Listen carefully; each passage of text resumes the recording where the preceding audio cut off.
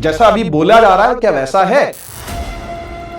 आप स्टार्ट करिए सबसे पहले वाले चैप्टर से जहां से आप लोगों ने छोड़ा था। तब भी आपने कुछ तो पढ़ाई करी होगी, ऐसा तो नहीं कि बिल्कुल भी पढ़ाई नहीं करी थी। तब भी एक सब्जेक्ट ऐसा रखना जो लॉजिकल हो, दूसरा सब्जेक्ट ऐसा रखना जो कि लर्निंग बेस्ड हो। अगर नोट्स नहीं लिख रखे तो वन शॉट्स आपने देख लेने हैं। ये फिजिक्स कर रहे हो आप, ये नॉवल नहीं पढ़ रहे, नोट्स ही हैं जो आपको हेल्प करेंगे क्या बनाने में, शॉर्ट नोट्स बनाने में। 19 साल के एक्सपीरियंस से बोल रहा हूं ये बात आपसे। कैसे हम लोगों ने नहीं डरना है प्री बोर्ड से, तो कुछ भी नया इस टाइम पर स्टार्ट नहीं करना चाहिए आपको।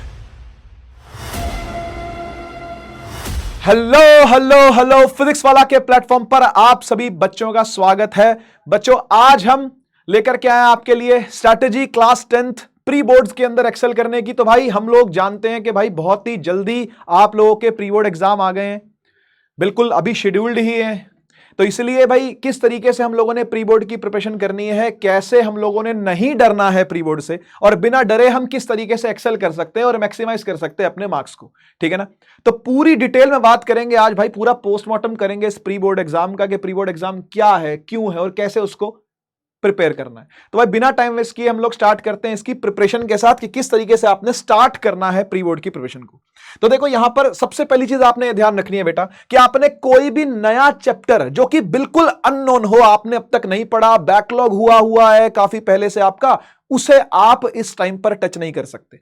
जब आपके 2 हफ्ते में, 3 हफ्ते में, 15 दिन में, 10 दिन में एग्जाम आने वाले हो प्री बोर्ड के, तो भाई इसको आपने वैसे ही सीरियसनेस के साथ लेना है जैसे कोई बोर्ड का एग्जाम हो। तो कुछ भी नया इस टाइम पर स्टार्ट नहीं करना चाहिए आपको। कुछ भी नया स्टार्ट करने से होगा ये कि हम अपना सारा फोकस नए चैप्टर को सीखने में, नए चैप्टर को समझने में डाल देंगे, और ऐसा भी हो सकता है कि जो हमने पहले का सीखा हुआ हो उसको दोबारा से रिवाइज करने का हमको टाइम ही ना मिले।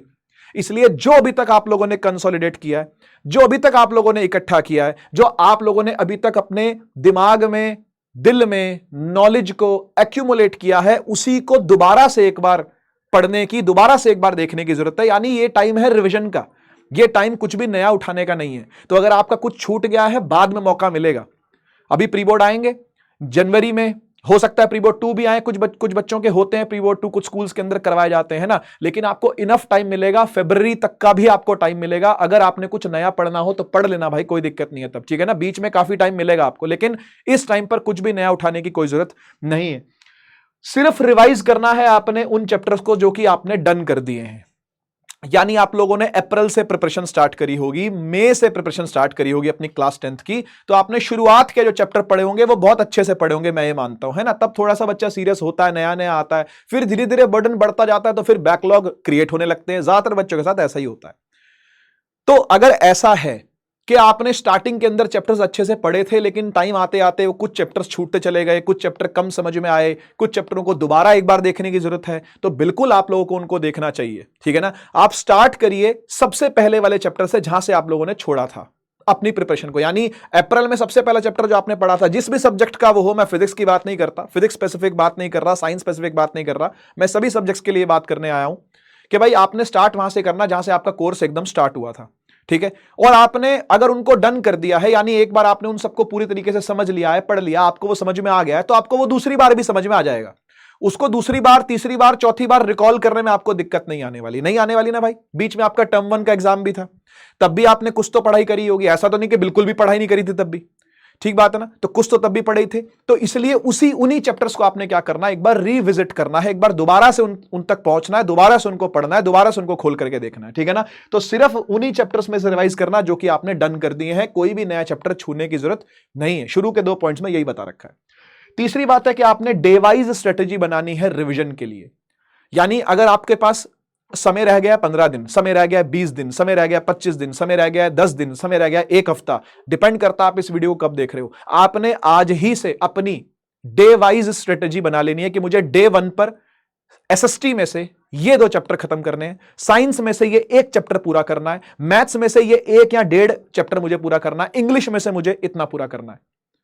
तो अगर पॉसिबल हो सके तो आप डे वाइज स्ट्रेटेजी बनाइए। और मैं ये नहीं कहता कि आप सारे के सारे सब्जेक्ट्स को एक ही दिन में पढ़ लो, कम से कम कोई 2 सब्जेक्ट तो उठाओ।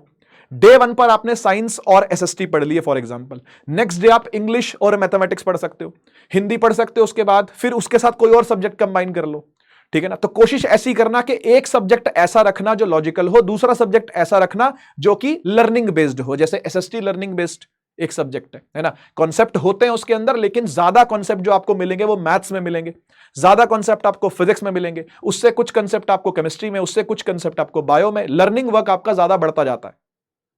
तो एक सब्जेक्ट ऐसा चुनना जिसमें लर्निंग वर्क कम हो, और एक सब्जेक्ट ऐसा चुनना जिसमें लर्निंग वर्क ज्यादा हो। चैप्टर्स भी आप ऐसे ही चूज कर सकते हो, आप चैप्टर्स को भी ऐसे ही चूज कर सकते हो कि एक चैप्टर ऐसा जिसमें लॉजिक ज्यादा लग रहा है, प्रैक्टिस लिखने वाली ज्यादा लग रही है, और दूसरा चैप्टर ऐसा जिसमें लर्निंग वर्क थोड़ा सा ज्यादा है। तो एक कॉम्बिनेशन बना करके चलना, आपका जो ब्रेन है वो ज्यादा समय के लिए थकेगा नहीं, ज्यादा इंटेंसिटी से काम कर पाएगा और ज्यादा एनर्जी से लंबे समय तक काम कर पाएगा, उसका स्टेमिना बढ़ा हुआ रहेगा। ठीक है जी। तो ऐसा डे वाइज स्ट्रेटेजी आपने बनानी है कि डे 1 पर मैं क्या करने वाला हूं, डे 2 पर मैं क्या, डे 3 पर मैं क्या, डे 4 पर मैं क्या। इस तरीके से आप अपनी स्ट्रेटेजी को पूरा करेंगे। ठीक है ना। वो डिपेंड करता है आप इस वीडियो को कब देख रहे हैं, कब आप तक ये वीडियो पहुंचती है। ठीक बात है ना। चलिए हम लोग बात करते हैं कि रिविजन करना कैसे है। अब बात करते हैं कि रिविजन करें कैसे।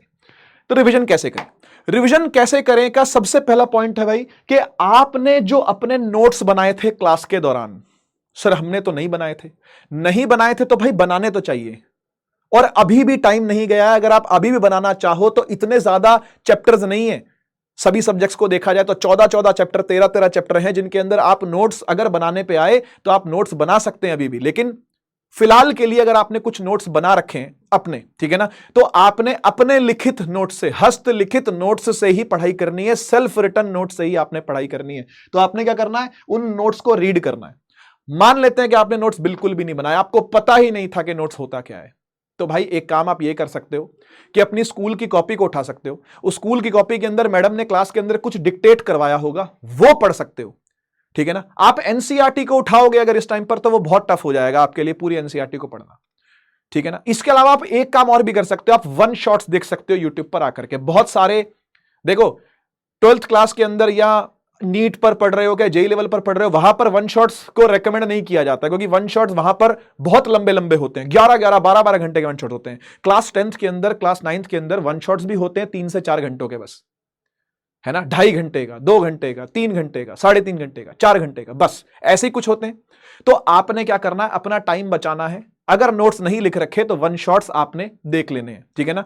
वन शॉट्स आपने पढ़ लेने हैं, तो आपने वहां से अपना रिवीजन स्टार्ट करना है। ठीक है। वन शॉट्स देख सकते हो आप अपने लिखे हुए नोट्स पढ़ सकते हो अगर वन शॉट नहीं देखना चाहते, क्योंकि बच्चे कुछ सीरियस बच्चे भी हैं, हर तरह का बच्चा है भाई। ठीक है ना। अगर आपने सीरियसली शुरू में नोट्स नहीं बनाए थे तो अभी के लिए सोल्यूशन है कि आप रेगुलर जो आपके लेक्चर्स थे वो देख सकते हो, वन शॉट्स देख सकते हो रिवीजन करने के लिए। ये सबसे बेटर ऑप्टिमाइज्ड सॉल्यूशन आप लोगों के लिए मुझे लगता है। ठीक है। और जिन्होंने नोट्स बना रखे हैं वो सिर्फ अपने नोट्स की रीडिंग करें। ठीक है ना। क्लास के दौरान जो नोट्स बनाए हैं उनकी रीडिंग करना ही आपका फिलहाल सोल पर्पस है, और आपको देखना है कि उन नोट्स में से मुझे क्या चीज अटक रही है, क्या चीज समझ में आ रही है, क्या चीज समझ में नहीं आ रही है। जो चीज समझ में आ रही है बहुत बढ़िया बात है, नोट्स आपने पढ़े, आपको समझ में आया कि ये लिखा हुआ, ये सर ने उस टाइम पर बताया था, ये मैम ने उस टाइम पर बताया था, आज से 6 महीना पहले, आज से 7 महीना पहले जब हमने पढ़ना शुरू किया था तब सर ने ये बातें बताई थी, लेकिन ये मुझे अब समझ में नहीं आ रही। रिफ्रैक्टिव इंडेक्स मुझे कहीं समझ में नहीं आ रहा, तो क्या करोगे, जाकर के लेक्चर देखोगे, वही वाला पार्ट देखना, पूरा लेक्चर देखने में समय बर्बाद नहीं करना, समय नहीं है बर्बाद करने के लिए आपके पास। वही टॉपिक आपने उठाया और उसी टॉपिक पर से क्या देखा, जाकर के लेक्चर देखा और दोबारा से नोट्स पर वापस आए और समझा, अच्छा ये चीज थी। ठीक है, ठीक है, अब समझ गया। अब प्रैक्टिस करेंगे। क्या लिखा हुआ देखो, दूसरा प्रैक्टिस। अब आपने प्रैक्टिस करनी है उन इंपॉर्टेंट डायग्राम्स की जो आपको सर ने या मैम ने बताए क्लास के अंदर कि भाई ये तो करके जाने ही जाने हैं, एलिमेंट्री के नाल तो करके जाना ही जाना है, ये करके जाना ही जाना है, तो वो सब आपने करना है। प्रैक्टिस करनी है डायग्राम्स की, रफ कॉपी पर आपने पेन से कर लो, पेंसिल से वैसे करनी चाहिए, वहां तो पेंसिल से ही करके आना। फिलहाल आप पेन से भी चाहो तो पहली बार अगर प्रैक्टिस करो तो पेन से कर लेना, कोई दिक्कत नहीं। नेक्स्ट टाइम जो प्रैक्टिस करो वो पेंसिल से करना। ठीक है। तो इंपॉर्टेंट डायग्राम्स, इंपॉर्टेंट न्यूमेरिकल, अलग अलग टाइप के न्यूमेरिकल आपको करने चाहिए जो कि पेपर के अंदर बार बार आए गए हैं। रिएक्शंस प्रैक्टिस करनी चाहिए आपको, केमिस्ट्री के अंदर केमिकल रिएक्शंस होती हैं।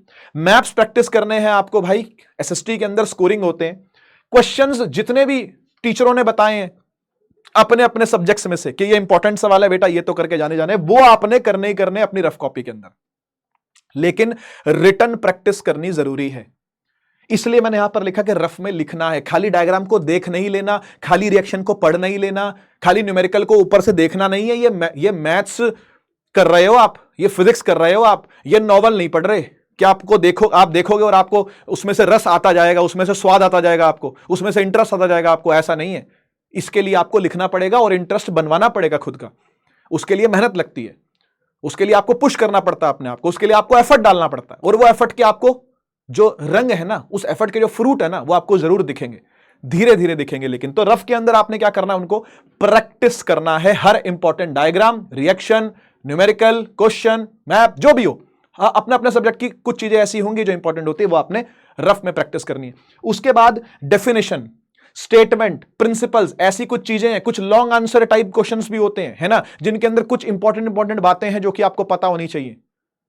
तो वो बातें आपने लर्न कर लेनी है, याद करने वाली चीजें याद कर लेनी है, ठीक है ना। जो एनसीईआरटी की लाइनें होती हैं उसमें से डायरेक्ट उठ करके कभी कभी सवाल आ जाता है और वहां पर आपको एनसीईआरटी वाले शब्द ही लिखने पड़ते हैं। इसलिए स्वयं बनाए शब्द याद नहीं करने, जहां तक बात है डेफिनेशन की, स्टेटमेंट की, प्रिंसिपल की, ठीक है ना।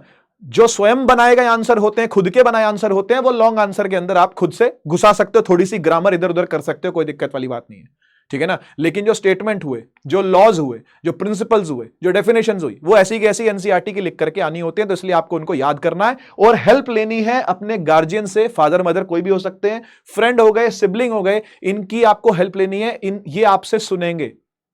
एक टाइप से ओरल टेस्ट देना है आपने इनको, चाहे वो आधे घंटे का ओरल टेस्ट दो।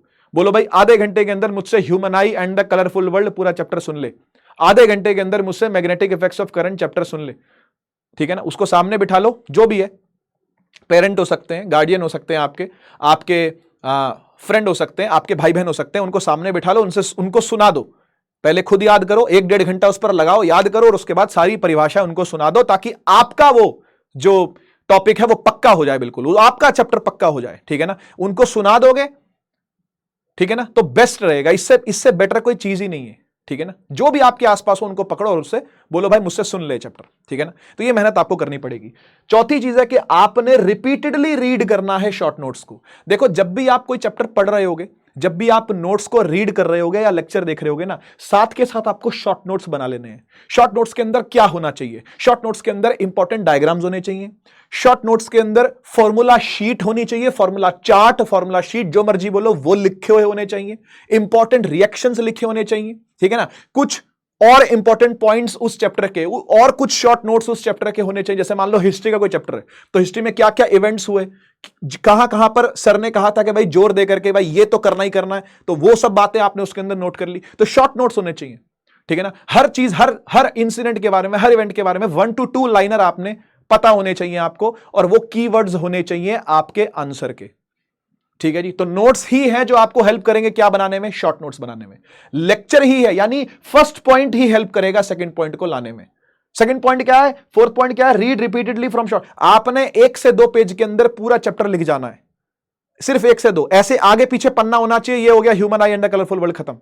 ये आगे पीछे पन्ना होना चाहिए, ये हो गया भाई आपका हेरिडिटी, खत्म। आगे पीछे पन्ना होना चाहिए, ये हो गया भाई आपका एसिड बेस के सारे रिएक्शन लिखे हुए हैं इसके ऊपर। समझ गए ना बात को? इस तरीके से आपने तैयारी करनी है। शॉर्ट नोट्स आपने करने, और शॉर्ट नोट्स को रिपीटेडली पढ़ना है, रिपीटेडली देखना है अपनी आंखों के आगे से।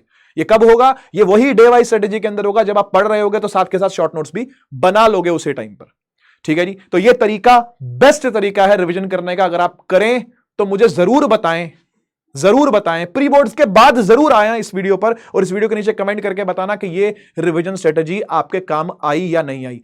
अभी के लिए थैंक यू लिख के जाने की, ऑल द बेस्ट लिख के जाने की, लव यू सर लिख के जाने की कोई जरूरत नहीं है, ठीक है ना। अभी के लिए बेशक आप वीडियो देख के और निकल जाओ, इस स्ट्रेटेजी को अपने पास लिख लो, नोट कर लो। इसको फॉलो करने के बाद जो इसके रिजल्ट आएंगे ना, आप मुझे बताना कि आपका कॉन्फिडेंस प्री बोर्ड के टाइम पर बढ़ा या नहीं बढ़ा।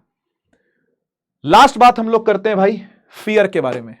देखो, बहुत सारा फियर फैला हुआ है, बहुत सारा डर फैला हुआ है प्री बोर्ड्स को लेकर के, है ना। कोई कहता है कि भाई इस प्री बोर्ड के मार्क्स आपके इंटरनल के मार्क्स में लगेंगे। कोई कहता है भाई ये जो प्री बोर्ड का सिलेबस होता है ना, ये बहुत ज्यादा टफ होता है, बहुत ज्यादा टफ होता है, 30 नंबर भी नहीं आते 100 में से, फेल कर देते हैं प्री बोर्ड के अंदर। तो इस प्री बोर्ड के बेसिस पर ना आपको स्ट्रीम मिलती है 11th क्लास के अंदर।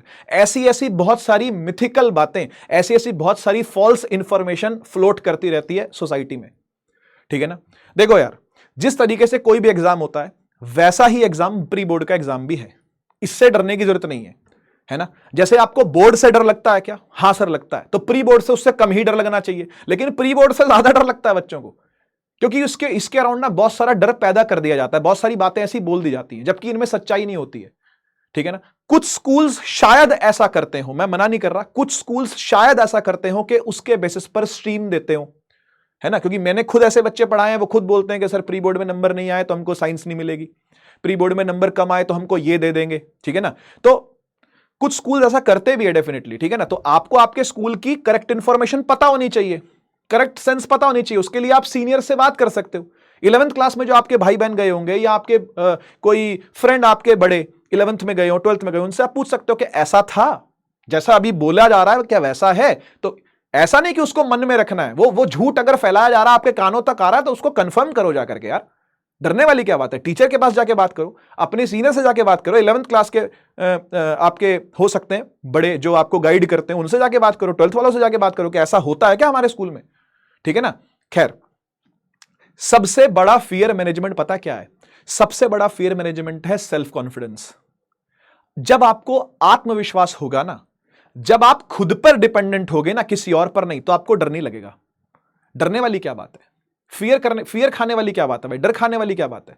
आपके पास नॉलेज है, आपके पास जानकारियां हैं और वो जानकारियां सही हैं, बस आपने उसको प्रैक्टिस में ही तो तब्दील करना है, ठीक है ना। आपके पास नॉलेज है, आपके पास इंफॉर्मेशन है, आपके पास इंस्ट्रक्शंस भी हैं, आपने उनको क्या करना है? केवल प्रैक्टिस में कन्वर्ट करना है ताकि वो और पक्की होती चली जाए। तो देखो यही लिखा हुआ, build confidence by practicing questions. जितने ज्यादा हो सके क्वेश्चंस प्रैक्टिस करिए, प्रीवियस ईयर सवाल प्रैक्टिस करिए, क्लास के अंदर इंपॉर्टेंट सवाल करवाए जाते हैं वो प्रैक्टिस करिए, टीचर ने जो कहा है भाई ये करके जाना है, प्रैक्टिस करो उस चीज को। जितना प्रैक्टिस करते जाओगे आपके चैप्टर निपटते जाएंगे, और जैसे जैसे वो डे वाइज स्ट्रेटेजी पूरी होती जाएगी ना, जो मैंने आपको बताई थी कि डे 1 पर ये कर, डे 2 पर ये करना, डे 3 पर ये करना, जैसे जैसे ये होता चला जाएगा वैसे वैसे आपको कॉन्फिडेंस बिल्डअप होता चला जाएगा। फिर प्री बोर्ड से आपको डर नहीं लगेगा, फिर किसी भी एग्जाम से आपको डर नहीं लगेगा, ठीक है ना। जैसे जैसे हमारे छोटे छोटे गोल्स पूरे होते जाते हैं ना, हमारा डर खत्म होता चला जाता है। तो आपने यही करना है, अपने छोटे छोटे गोल, अपने डे वाइज गोल्स को आप पूरे करते जाओ, आपका डर खत्म होता चला जाएगा। एक भी ऐसा गोल मत बनाना, एक भी ऐसी डे वाइज प्लानिंग मत बनाना जो आप एग्जीक्यूट ना कर पाओ। हर बच्चे की क्षमता अलग है।